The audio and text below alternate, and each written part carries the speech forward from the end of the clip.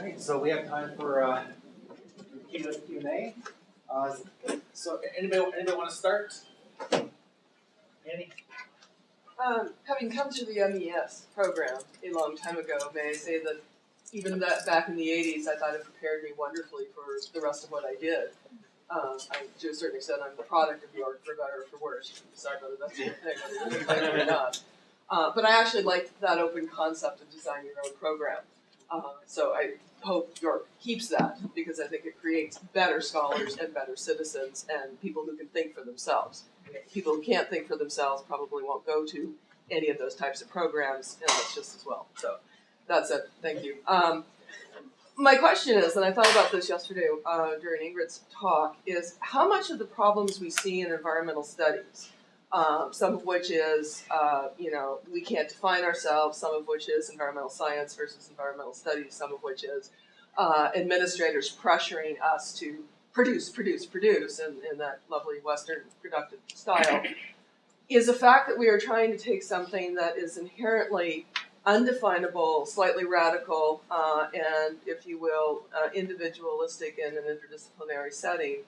And it's not so much the discipline of environmental studies, if you will, and I'm one of those people who never got a discipline. I always was an environmental studies type of person, which really drives my colleagues up the wall.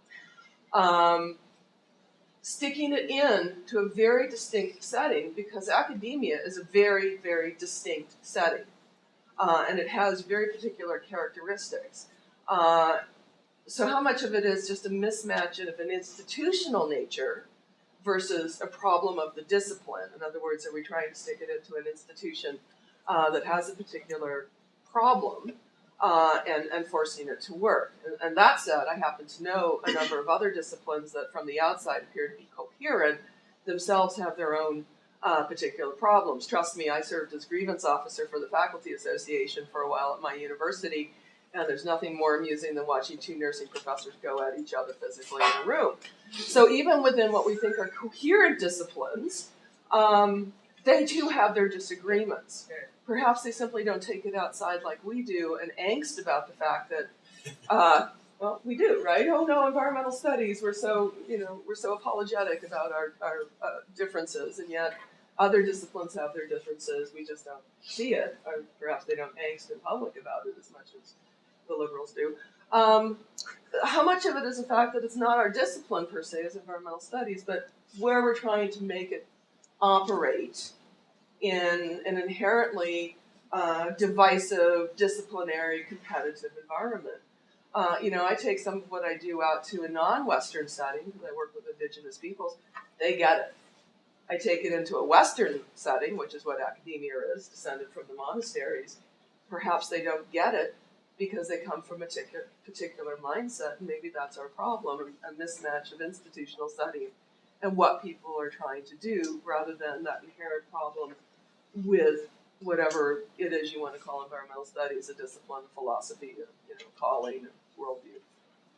I don't know if you can answer that, but that's just the feeling I'm getting over the years, that it's the setting that's the problem, not necessarily what we're trying to do in environmental studies. I think it's both, actually. And that, our curriculum's changing all the time. I imagine everybody else is too, right? As new problems emerge, right? We create new courses. As the faculty changes, we create new courses. We have a hard time letting go of the old courses. But we always want new ones. And York also has defined itself as the interdisciplinary university. But I'm not convinced that they know what that means. And there have been times when we felt really threatened, that there were a couple of times when we come very close to being closed down, including in 1999, 2000. And some of us did talk about maybe we should just go off and start our own, program outside the university, but none of us have the resources to do that. So I think it's both. I mean, we struggle within, and but also I do think there's an incredible lack of understanding outside of what it is we do. I'm not bothered by, I can't say that I'm not bothered by some of the conflicts When they get ugly, they bother me. But I see conflict actually as potentially very productive, you know, and that my daughter has a science background and an environmental studies background, and she's in a group in that's called Science and Justice. And so actually I was asking her about what they do in that group. Are these, and she says it is bringing together these two groups with really fundamentally different ideas about how to understand the world. And she says that they're not trying to resolve the conflicts. They're just trying to understand one another and learn about each other's perspective. And she said both sides need to be kind of honest and modest about what they don't know. And it seems to me that as long as you respect, you know, you have respect for that sort of intellectual integrity, you know, and of other people, you know, you can function quite well. Peter? I hadn't really, this is my, and I would say maybe it's my background, maybe it's the unit I'm in, maybe it's the way I operate. I just haven't really had the same sense of ebbs and flows of the relevance of the domain, but I keep looking at the words behind the two of you, and if we were in a more sustainable world, then I would not lament the decline of studies directed to addressing the challenge, because the challenge will have been more fully addressed.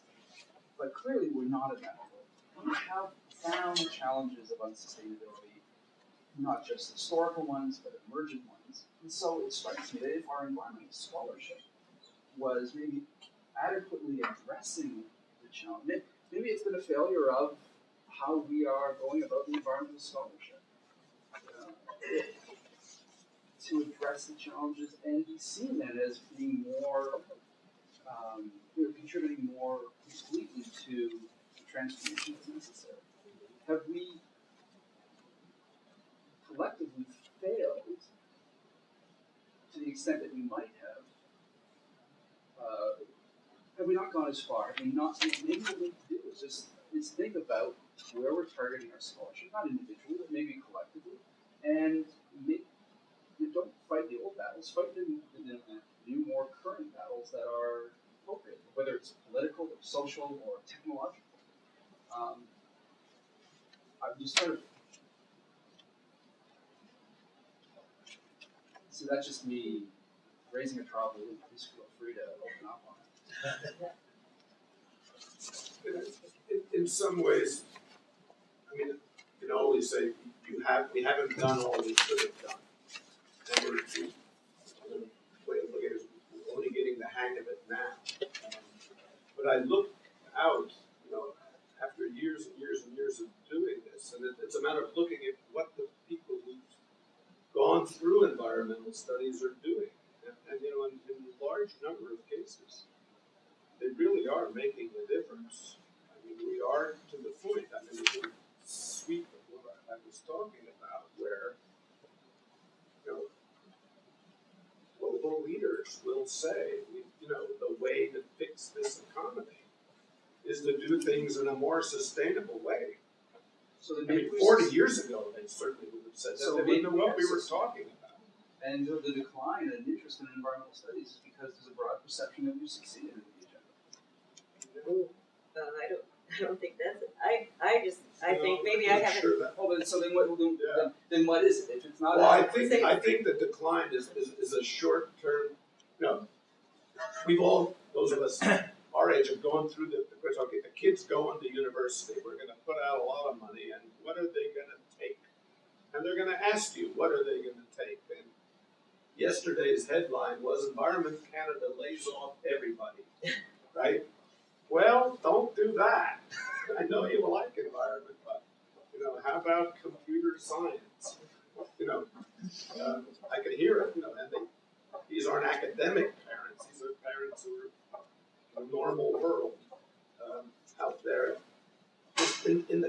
It's momentary, and then when there's inertia to this environmentalism, going on, and government passes new legislation and hires new people.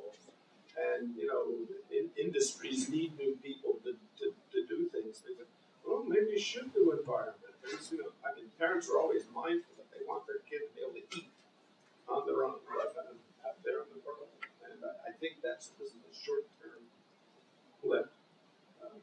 But the larger thing to me is the political economy, right? I mean, we haven't changed that. In fact, I think we're you know, capitalism is incredibly adaptable, and you know, if we look at the distribution of wealth and power, right, that there's far more wealth in fewer hands than there ever were, you know, and frankly, they're the ones creating the agenda, you know, not the 99%.